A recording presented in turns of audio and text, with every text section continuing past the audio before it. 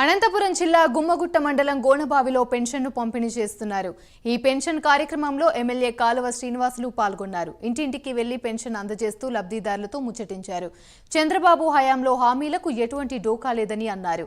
అనంతరం గ్రామంలో నెలకొన్న సమస్యలను అడిగి తెలుసుకున్నారు.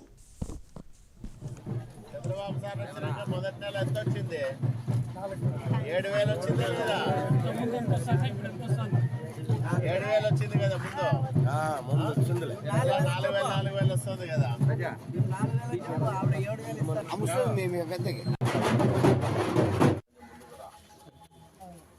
సెలవు రోజు అయితే ఆ మరుసటి రోజు ప్రభుత్వ సహాయం వేతనాలు కానీ పెన్షన్లు కానీ అందేటివి.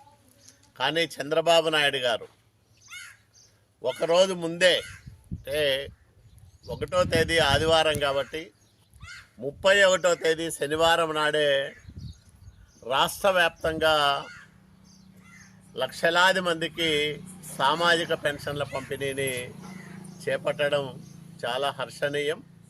ఒకవైపు తీవ్రమైన ఆర్థిక సంక్షోభం, అప్పులు పెరిగిపోయి ఆదాయం తగ్గిపోయి భవిష్యత్తు అగమ్యగోచరంగా మారిన ఈ రాష్ట్రానికి ముఖ్యమంత్రిగా బాధ్యతలు చేపట్టిన తర్వాత సంక్షేమానికి ఎక్కడా తగ్గకోకుండా పెద్ద ఎత్తున సంక్షేమ కార్యక్రమాలను అమలు చేస్తూనే అభివృద్ధి దిశగా, ముఖ్యంగా పెట్టుబడులకు స్వర్గధామంగా ఈ రాష్ట్రాన్ని మార్చి ఈ రాష్ట్రంలో పెద్ద